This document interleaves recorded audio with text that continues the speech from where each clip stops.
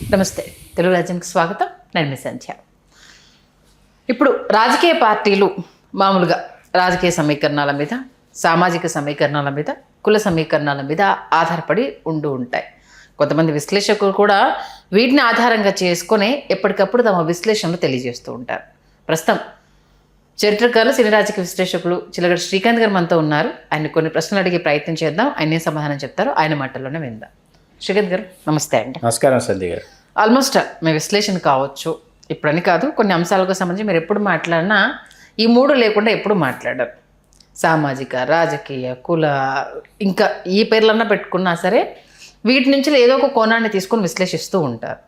అసలు ఎందుకు ఒక అంశానికి సంబంధించి ఇన్ని రకాల పరిణామాలను ఎందుకు చూడాలి? ఎందుకంటే చాలామంది మీ విశ్లేషణలకు కొన్ని కమెంట్స్ని కావచ్చు మనం చూస్తూ ఉంటాం.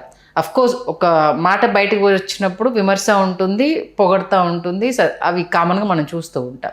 ఎంటైర్ దీన్నే బేస్ చేసుకొని ప్రతిసారి మీరు మాట్లాడడానికి రీజన్ ఏంటి? సద్విమర్శలు నేను తప్పకుండా స్వీకరిస్తాను. కాకపోతే ఇక్కడ సామాజిక సమీకరణలు, సామాజిక కోణం అనేది ఎందుకు నేను అంత బలంగా మాట్లాడుతానంటే అది వాస్తవం కాబట్టి, కఠినమైన నిష్ఠురమైన వాస్తవం కాబట్టి. ఎందుకు అంటే ఇప్పుడు అప్పటి కాంగ్రెస్, ఒకసారి మనం రాయలసీమ వరకే, నెల్లూరు, ప్రకాశం దాకా వెళ్లకుండా రాయలసీమ జిల్లాల వరకే తీసుకుంటే తెలుగుదేశం పార్టీ ఆవిర్భావం జరిగిన తర్వాత 82 మార్చి 29 తెలుగుదేశం పార్టీ ఆవిర్భవించిన తర్వాత ఎన్టీ రామారావు గారు ఎక్కడి నుంచి పోటీ చేయాలి అన్నటువంటి నిర్ణయం, తిరుపతి, గుడివాడ అని 2 నియోజకవర్గాలు ఆయన పోటీ చేయటం. ఆ సమయంలో రాయలసీమ జిల్లాల్లో సామాజిక సమీకరణాలను ఒకసారి తరచి చూస్తే రాయలసీమకు వచ్చేటప్పటికి రెడ్డి సామాజిక వర్గం యొక్క ఆధిపత్యం ఖచ్చితంగా మీకు కనిపిస్తుంది, సందేహం లేదు. కనిపించినప్పుడు ఈ సామాజిక వర్గాన్ని ఎలా మనం దగ్గరికి తీసుకోవాలా, ఈ సామాజిక వర్గానికి ఇచ్చినట్టే ఇచ్చే అవకాశం, మనం కూడా ఈ సామాజిక వర్గంతో కలిసి ప్రయాణం చేయాలా. ఇప్పుడు ఒక ఆధిపత్య సామాజిక వర్గం, రెడ్డి సామాజిక వర్గం అప్పటికి అధికారాన్ని చూసింది. మరొక సామాజిక వర్గం ఆధిపత్యం కోసం, అధికారం కోసం అర్రులు చేస్తున్నటువంటి ఒక సమయం కమ్మ సామాజిక వర్గం.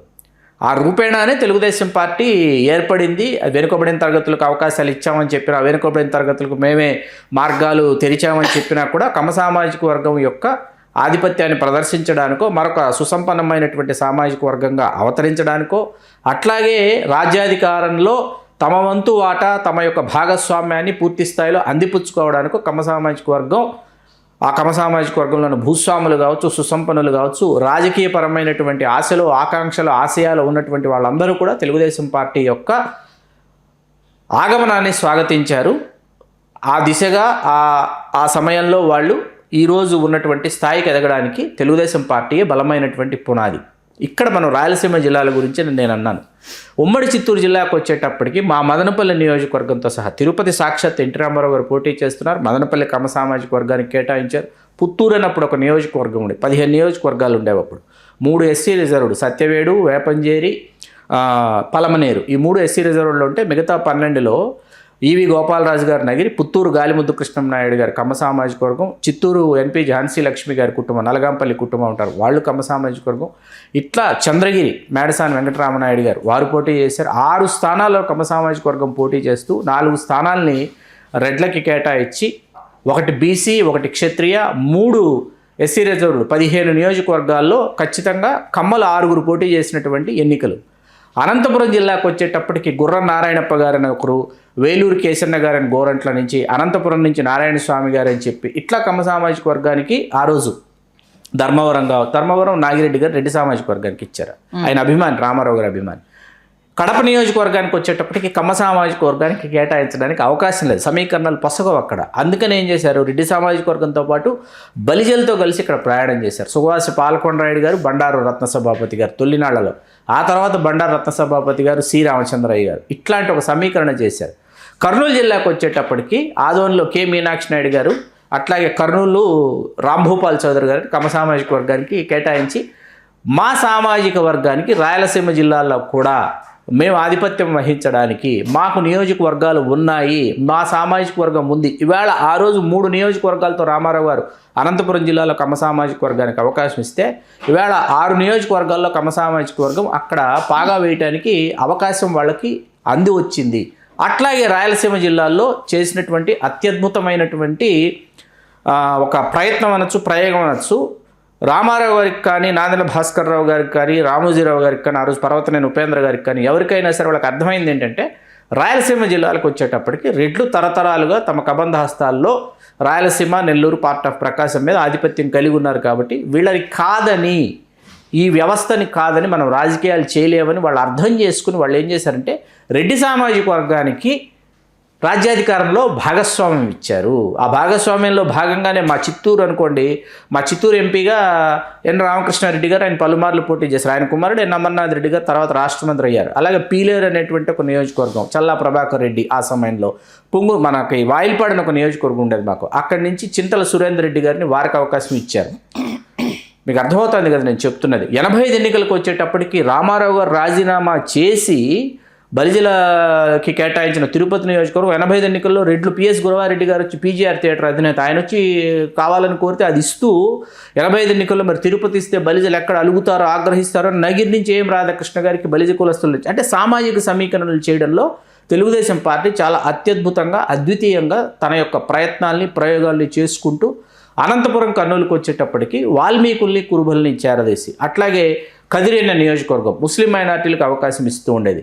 అనంతపురానికి వచ్చేటప్పటికి కూడా ముస్లిం మైనార్టీలకు సిపిఐ కేటాయించేటట్టు సిపిఐలో 85 ఎన్నికల్లో బలి సామాజిక వర్గం నాయన రామకృష్ణ గారికి ఇచ్చింది. ఇట్లా ఎన్టీ రామారావు గారు చేసినటువంటి కొన్ని ప్రయత్నాలు, ఇది సామాజిక కోణం అంటారు. ఈ సామాజిక కోణంలో నుంచే ఈ సామాజిక వర్గాలు ఆకర్షితులైతే, మీరు కాంగ్రెస్ పార్టీ అనుకోండి, కాంగ్రెస్ పార్టీ తొలినాళ్ళ నుంచి కూడా కాంగ్రెస్ పార్టీ వాళ్ళు కూర్చున్నటువంటి కుర్చీ ఏదైతే ఉందో ఆ కుర్చీకి 4 కాళ్ళు ఆంధ్రప్రదేశ్లో ఉన్నాయంటే ఒక కాలు రెడ్డి, ఒక కాలు కాపులు, కోస్తా కాపులు, ఇంకొక కాలు ఎస్సీ మాలలు, ఇంకొక కాలు ముస్లిం మైనార్టీలు. ఈ 4 కాళ్ళ కుర్చీ కాంగ్రెస్ పార్టీది. దీనిని ఎట్లా ఎదుర్కోవాలి అని చెప్పి తెలుగుదేశం పార్టీ చేసినటువంటి ప్రయత్నం, ప్రయోగం ఏంటంటే ఒక కాలు కమ్మ, ఒక కాలు రాయలసీమ, నెల్లూరు, ప్రకాశంలో ఉన్నటువంటి బలిజలు, ఒక కాలు వెనుకబడిన తరగతులలో అప్పటి వరకు అవకాశాలు రానటువంటి సామాజిక వర్గాల వాళ్ళు, అసలు పోటీ చేయడానికి అవకాశం లేనటువంటి రానటువంటి గాండ్ల, తెలుకుల అంటారు ఆంధ్ర ప్రాంతంలో, గాండ్ల కులస్తులు, వాళ్ళకి అవకాశం ఇచ్చినటువంటి పార్టీ. మా పుంగనూరు నుంచి బగిడి గోపాల్ గారు, మా నాన్నగారి స్నేహితులు, ఎన్టీ రామారావు గారు అభిమాని, బస్ కండక్టర్. మా నాన్నగారే వారికి ఎన్నికల్లో పోటీ చేసే అవకాశం బీఫార్మ్ మా నాన్నగారు ఇచ్చారు. బగిడి గోపాల్ గారు, వారు 2 సంవత్సరాలు శాసనసభ్యుడిగా కొనసాగి నాదెండ్ల భాస్కర్ గారి వర్గంలోకి వెళ్ళారు. ఇది సామాజిక కోణం. డాక్టర్ ఎస్ రామ్మోహన్ రెడ్డి గారిని ఆయన కడప నుంచి 82 ఎన్నికల్లో గెలుపొందారు తెలుగుదేశం పార్టీ. 2 సంవత్సరాలు ఆయన శాసనసభ్యుడిగా ఉండి 84 ఆగస్టు సంక్షోభం ఉంది కదా, నాదెండ్ల భాస్కర్ రావు గారు వెంట వెళ్ళిపోయారు. ఆయన ఎవరు? డాక్టర్ ఎస్ రామ్మోహన్ రెడ్డి గారు. కందుల కుటుంబానికి వాళ్ళు బావమరుదులు, కందుల శివానంద రెడ్డి గారు, డాక్టర్ ఎస్ రామ్మోహన్ రెడ్డి గారు. అంటే 94 ఎన్నికల నాటికి ఇదే డాక్టర్ ఎస్ రామ్మోహన్ రెడ్డి గారు తిరిగి తెలుగుదేశంలో చేరి మళ్ళీ నేను పోటీ చేయాలనుకుంటున్నాను, నాకు అవకాశం ఇవ్వండి అని వచ్చారు. ఇదే డాక్టర్ ఎస్ రామ్మోహన్ రెడ్డి గారు వస్తే రామారావు గారు పులివెందుల నుంచి పోటీ చేయాలి అంటే నేను కడప నుంచి పోటీ చేస్తాను అని అంటారు. దీనికి సాక్ష్యం అండి, నేను మా నాన్నగారు సాక్ష్యం. రామారావు గారు ఇంట్లో రోడ్ నెంబర్ 13 బంజారా హిల్స్లో లక్ష్మీపార్తి గారు ఉన్నారు. మనకి అప్పుడప్పుడు విశ్లేషణలు అందించే తులసిరెడ్డి గారు కూడా ఆ రోజు తులసిరెడ్డి గారు వెంట పెట్టుకుని వచ్చారు డాక్టర్ ఎస్ రామ్మోహన్ రెడ్డి గారు. రామ్మోహన్ రెడ్డి గారు పులివెందుల్లో పోటీ చేయడానికి మాకు అభ్యర్థి లేరు, డాక్టర్ వైఎస్ రాజశేఖర రెడ్డి గారు పోటీ చేస్తున్నారు, కాబట్టి మీరు ఖచ్చితంగా పోటీ చేయాల్సిందే. సరే నేను పోటీ చేస్తాను, ఓడిపోతానని మీకు తెలుసు అన్నగారు, ఓడిపోతాను కాబట్టి నాకు రాజ్యసభ కావాలి ఓడిపోయిన తర్వాత అన్నారు. రాజ్యసభ సభ్యుడయ్యారు ఆయన. రాజశేఖర రెడ్డి గారి మీద పోటీ చేశారు, ఓడిపోయారు, ఆ తర్వాత రాజ్యసభ సభ్యుడయ్యారు. ఎందుకు మనం ఈ విషయాలన్నీ మాట్లాడుకుంటున్నామంటే ఇవన్నీ కూడా సామాజిక కోణంలో నుంచే చూడాలి. సామాజిక వర్గాల యొక్క ఆధిపత్యాలలో నుంచి, ఆధిపత్య భావజాలాల నుంచి మీకు బలిజ సామాజిక వర్గానికి అవకాశం ఇవ్వాలి ఎన్టీ రామారావు గారు ఏది కడప లోక్సభ నుంచి పోటీ చేసేటటువంటి అవకాశం చెన్నంశెట్టి రామచంద్రయ్య గారికి ఇచ్చారు. ఎవరు పోటీ చేస్తున్నారు? సాక్షాత్తు డాక్టర్ వైఎస్ రాజశేఖర రెడ్డి గారు పోటీ చేస్తుంటే బలిజ సామాజిక వర్గానికి పోటీ చేశాము కడప నుంచి. గతంలో జనతా పార్టీ నుంచి పివిఎస్ మూర్తి గారు పోటీ చేశారు, చేయలేదని కాదు, కానీ శ్రీరామచంద్రయ్య గారు కూడా రాజంపేట నుంచి, కడప నుంచి పోటీ చేశారని అనిపించుకోవడానికి. రాజంపేట నుంచి కూడా ఓడిపోయారు, కడప నుంచి కూడా రామచంద్రయ్య గారు ఓడిపోయారు. ఓడిపోయినందుకు ఆయన రాజ్యసభ సభ్యుడయ్యారు.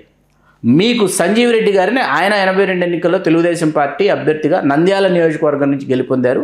న్యాయవాది, పెద్ద మనిషి.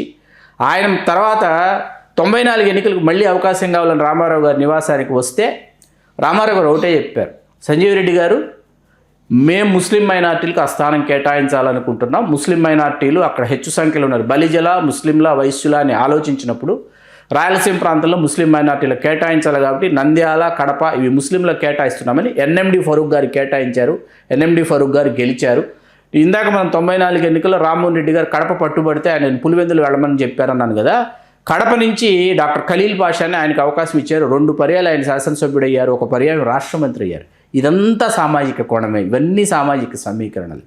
రాజకీయం అంటే సామాజిక సమీకరణల సమాహారం. ఆయా ప్రాంతాలు ఇప్పుడు శ్రీకాకుళంలో ఉన్నటువంటి సామాజిక వర్గాలు కాళింగులు మీకు విశాఖకు వస్తే విశాఖకి ఏదో విద్య లేకపోతే ఉద్యోగం, ఉపాధి, ఎందుకంటే ఆంధ్ర విశ్వ కళా పరిషత్ అక్కడ ఉంది కాబట్టి అక్కడికి వస్తారే తప్ప విశాఖ రాజకీయాల్లో మీరు కరవాలం తిప్పండి, కత్తి దూయండి అంటే కాళింగులు వచ్చేసి విశాఖ రాజకీయాల్లో కరవాలం తిప్పలేరు, కత్తి దూయలేరు అనమాట. అక్కడ ఉన్నటువంటి సామాజిక వర్గాలు అక్కడ ఉంటాయి.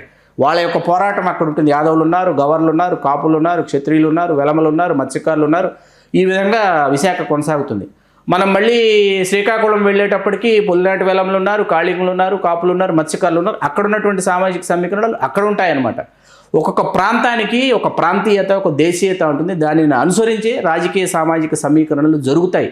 కాకపోతే ఈ నేపథ్యంలో మనం అనంతపురం జిల్లాని ఒక యూనిట్గా తీసుకుని చూస్తే, అయితే వైకాపా మనం 2019 నుంచి 24 వరకు వస్తే 14 నియోజకవర్గాలు ఉంటే 2 నియోజకవర్గాలు షెడ్యూల్ కులాలకు రిజర్వ్ అయితే మిగతా 12 నియోజకవర్గాల్లో మీకు ఒక ముస్లిం మైనార్టీ పోను 5 నియోజకవర్గాలు వెనుకబడిన తరగతులకు కేటాయించి మిగతా 6 నియోజకవర్గాల్లో రెడ్డి సామాజిక వర్గమే పోటీ చేసింది, గెలిచింది.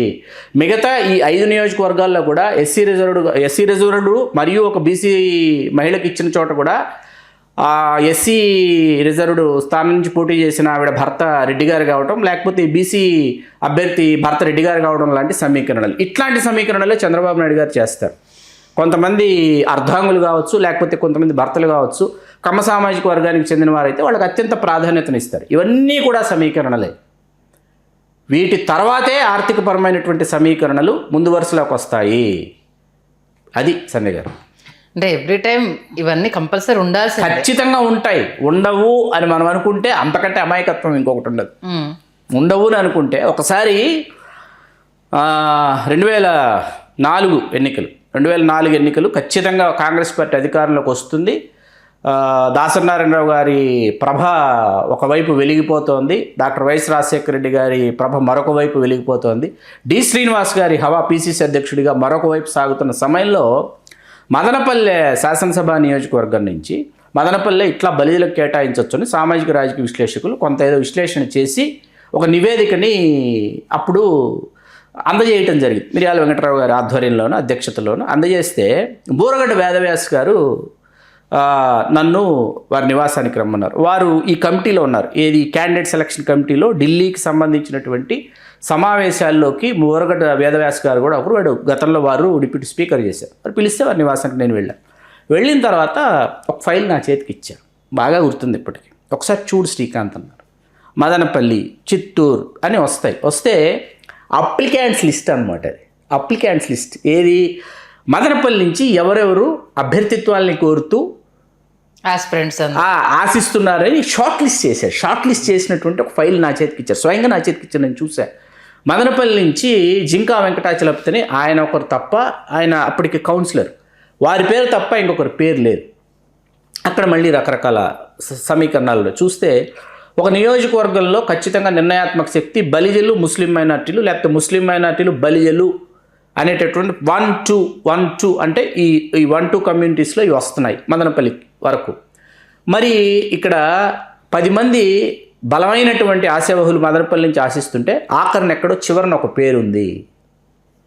4-5 అయినా ఉండాలి కదా. అంటే ఇక్కడ నియోజకవర్గాలలో సామాజిక పరంగా మనం గతంలో చాలాసార్లు మాట్లాడుకున్నాం. 175 నియోజకవర్గాలు ఇవాళ ఆంధ్రప్రదేశ్లో 67 నియోజకవర్గాల్లో ప్రథమ స్థానంలో, ప్రథమ సంఖ్యలో రాయలసీమ, నెల్లూరు, ప్రకాశంలో ఉన్న బలిజలైతేనేమి, కోస్తాంధ్ర ప్రాంతంలో ఉన్నటువంటి కాపులైతేనేమి ప్రథమ సంఖ్యలో 67 నియోజకవర్గాల్లో నిర్ణయాత్మక పాత్ర పోషిస్తున్నారనేది ఎవరూ కాదనలేనటువంటి ఒక వాస్తవం. ఈ వాస్తవం ఎంత వాస్తవమో ఇక్కడ అభ్యర్థులు తయారు కావడం లేదు, నాయకులుగా రూపాంతరం చెందడం లేదు అనేది కూడా అంతే విషాదం. ఓకే, ఇప్పుడు మనం సామాజిక సమీకరణలు వీటి గురించి సామాజిక కోణం అని మాట్లాడుకున్నాం కదా. మాకు 78లో కాంగ్రెస్ పార్టీ కాంగ్రెస్గా ఏర్పడినప్పుడు ఆవుల మోహన్ రెడ్డి గారిని తమ్మళ్లపల్లి నుంచి ఒక యువ శాసనసభ్యుడు పోటీ చేసి గెలుపొందారు. డాక్టర్ మర్రి చెన్నారెడ్డి గారికి శిష్యుడు. మర్రి చెన్నారెడ్డి గారు పిసిసి అధ్యక్షుడు, ఆ తర్వాత రాష్ట్ర ముఖ్యమంత్రి. ఆ సమయంలో ఆయనతో కలిసి ప్రయాణం చేసిన ఆవుల మోహన్ రెడ్డి గారు, ఆయన 82 ఎన్నికల్లో పోటీ చేశారు. ఆ త్రిముఖ పోటీలో కూడా ఓడిపోయారు తమ్మళ్లపల్లి నుంచి. 89 ఎన్నికలకి ఈ ఆవుల మోహన్ రెడ్డి గారిని తమ్మళ్లపల్లి నుంచి తీసుకొచ్చి, అప్పటికి తమ్మళ్లపల్లిలో కె ప్రభాకర్ రెడ్డి గారిని ఆయన చాలా బలమైనటువంటి నేతగా ఎదిగారు కాంగ్రెస్ పార్టీలో. ఈ ఆవుల మోహన్ రెడ్డి గారిని తీసుకొచ్చి మదనపల్లి నుంచి ఆశిస్తున్నటువంటి ఆశావహులు కాంగ్రెస్ పార్టీలో ఎంతమంది ఉన్నప్పటికీ వాళ్ళందరినీ పక్కన పెట్టి తిరిగి చెన్నారెడ్డి గారి పిసిసి అధ్యక్షులు ఈ ఆవుల మోహన్ రెడ్డి గారిని మా మదనపల్లి నుంచి పోటీ చేయించారు. శిష్యుడు, నావాడు, నా సామాజిక వర్గం, నావాడిని నేను ఎక్కడైనా నిలబెడతాను, వర్గము, సామాజిక వర్గము, సామాజిక కోణము, సామాజిక సమీకరణ అంటే ఇట్లా ఉంటుంది. అప్పటి వరకు మా మదనపల్లి నియోజకవర్గంలో రెడ్డి సామాజిక వర్గం నుంచి ఎవరూ శాసనసభ్యుడు కాలేదు. ఈయన ఆవుల మోహన్ రెడ్డి గారు అయ్యారు. 2014లో వైకాపా నుంచి డాక్టర్ దేశాయి తిప్పారెడ్డి గారు వారయ్యారు, ఇద్దరు. ఓకే, ఇంకా అప్పటికంటే ఇప్పుడు బలంగా నాటకపోయాయి కాబట్టి ఇవేవీ లేకుండా రాజకీయాలను చూడలేము, ఖచ్చితంగా చూడలేము. దౌర్భాగ్యం ఏంటంటే ఇవి అక్కడికే ఆగిపోతే బాగుండేది. ఇప్పుడు ఏ ఇన్సిడెంట్ జరిగినా దాన్ని ఈ సమీకరణాలతో ముడిపెట్టడము కొసమెరుపు. అవును, ఆ కొసమెరుపు కాదండి, ఇక్కడ హక్కుల కోసం జరుగుతున్నటువంటి ఒక పోరాటం. ఇప్పుడు నేను చరిత్రకారుడిగా శ్రీకాకుళం జిల్లా వరకు పర్యటించిన వాడిగా అక్కడికి వెళ్ళిన తర్వాత పాలకొండ అనే నియోజకవర్గం, అది గతంలో ఎప్పుడో జనరల్ కాపుల నియోజకవర్గం, దానిని షెడ్యూల్ తెగలకి కేటాయించారు. ఉణుకూరని కాపులకు నియోజకవర్గం ఉండేది, దాన్ని రద్దు చేశారు. హెచ్ఎర్ల ఎస్సీని హెచ్ఎర్ల జనరల్ చేశారు. పోనీ హెచ్ఎర్ల నుంచి కాపులు పోటీ చేద్దామంటే పురంధేశ్వర గారు తీసుకొచ్చి ఆవిడకి ప్రియశిష్యుడైనటువంటి ఈశ్వరరావు గారు కమ్మ సామాజిక వర్గం, వారిని మొన్న కూటమి ప్రపంచంలో పోటీ చేయించి గెలిపించుకున్నారు. తర్వాత రాజాం ఎస్సీ రిజర్వ్డ్, ఏది శ్రీకాకుళం జిల్లాకు వెళ్ళేటప్పటికి, క్రింద మనం విజయనగరంకి వచ్చేటప్పటికి పార్వతీపురం ఎస్సీ రిజర్వ్డ్, ఇవన్నీ కాపుల నియోజకవర్గాలు. అంటే వ్యూహాత్మకంగా ఒక కుట్రకోణంలో కూడా వీటిని మనం అధ్యయనం చేయాలి. సామాజిక కోణం అంటే ఇదే. అంటే మీరు ఎవరైతే అర్హులు ఉన్నారో, ఎవరైతే అధికారం కోసం మీరు అర్హులు చేస్తున్నారో, ఎవరైతే మీరు ఎదురు చూస్తున్నారో, మీరు ఈ రోజో నిన్నో మొన్నో ఎదురు చూడటం లేదండి, దశాబ్దాల తరబడి మీరు ఎదురు చూస్తున్నారు. మీకు అవకాశం రాలేదంటే మీరు దశాబ్దాలుగా మీరు అణిచివేత గురయ్యారని అర్థం. ఓకే, మొత్తానికి అలా అప్పటి నుంచి ఈ సమీకరణలు అనేవి కొనసాగుతున్నాయి కాబట్టి అవి లేకుండా మాట్లాడడం కష్టము, అది జరగని పని. రేపు నియోజకవర్గాల పెంపు జరిగితే మాత్రం అన్ని సామాజిక వర్గాలకి న్యాయం జరుగుతుంది. తిరుపతి రేపు 3 నియోజకవర్గాలుగా మారుతుంది. నియోజకవర్గాల పెంపు జరిగితే కోరాలని మనస్ఫూర్తిగా కోరుకుంటున్నటువంటి సామాజిక రాజకీయ విశ్లేషకుడిగా నేను భావిస్తున్నాను. పెరగాలి 175, 263 అయితే తిరుపతి 3 నియోజకవర్గాలు అయితే తిరుపతిలో 3 ప్రధాన సామాజిక వర్గాలు, అవి బలిజలు, యాదవులు, రెడ్లు, ముగ్గురికి 3 నియోజకవర్గాలు వస్తాయి. ముగ్గురు 3 చోట్ల సామాజిక న్యాయం జరుగుతుంది. ఎందుకు మొన్న నంద్యాలలో సామాజిక వర్గ సదస్సు జరిగితే డాక్టర్ మిద్దె శాంతరాముడి గారి ఆధ్వర్యంలో జరిగితే కనీ విని ఎరుగని విధంగా 13 జిల్లాల నుంచి పెద్ద ఎత్తున నంద్యాల ఎక్కడుంటుంది, ఎక్కడ నంద్యాల, ఎక్కడ శ్రీకాకుళం నుంచి కూడా సామాజిక వర్గానికి చెందినటువంటి వాళ్ళు వెళ్ళి ఆ సమావేశంలో పాల్గొని వాళ్ళ యొక్క ఆక్రోశాన్ని, ఆవేదనని వెళ్ళగక్కారండి. ఎప్పుడు ఏ సామాజిక సమావేశం తన సొంత ప్రాంగణంలో నిర్వహించని డాక్టర్ మిద్దె శాంతరాముడి గారు మొట్టమొదటిసారి ఆయన నిర్వహించారు. అంటే వాళ్ళ యొక్క హక్కుల కోసం, రాజ్యాధికారంలో వాళ్ళ యొక్క వాటా కోసం ఆయా సామాజిక వర్గాలు, కేవలం ఈ ఒక్క సామాజిక వర్గానికి నేను వకాల్త పుచ్చుకొని నేను మాట్లాడటంలా, మిగతా వెనుకబడిన తరగతులలో అసలు శాసనసభ ఎలా ఉంటుందో తెలియని, అసలు ప్రత్యక్ష ఎన్నికల్లో పోటీ చేయనటువంటి చాలా సామాజిక వర్గాలు పోటీ చేయాలని మనస్ఫూర్తిగా కోరుకునేటటువంటి ఉత్తరాంధ్ర ప్రాంతానికి వెళ్తే అక్కడ నాగవంశీకులు అంటారు, వాళ్ళు కూడా పోటీ చేయాలి, వాళ్ళకు కూడా ఒక నియోజకవర్గం ఉండాలని కోరుకునేవాడు. ఒడిశా పట్నాయక్స్ మనకు శ్రీకాకుళం జిల్లాలో గంపగుత్తగా కనిపిస్తారు, వాళ్ళు విశాఖ వరకు కనిపిస్తారు, శిష్టకరణాలు అంటారు వాళ్ళని, వాళ్ళు కూడా పోటీ చేయాలి, వాళ్ళకు కూడా నియోజకవర్గం ఉండాలని కోరుకుంటాను నేను. సామాజిక న్యాయం జరగాలి, నియోజకవర్గాల పెంపు జరిగితేనే సామాజిక న్యాయం జరుగుతుంది.